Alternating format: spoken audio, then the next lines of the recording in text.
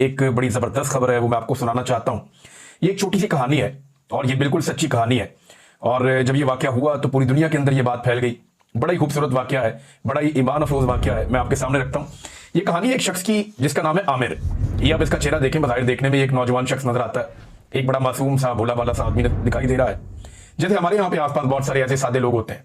बिल्कुल एक सादा सा आदमी है, बिल्कुल एक नॉर्मल सा, एक आम आदमी, जिसे आप गिनती करते हुए या खास लोगों में आप कहीं गिनते भी नहीं है ऐसे आदमी को।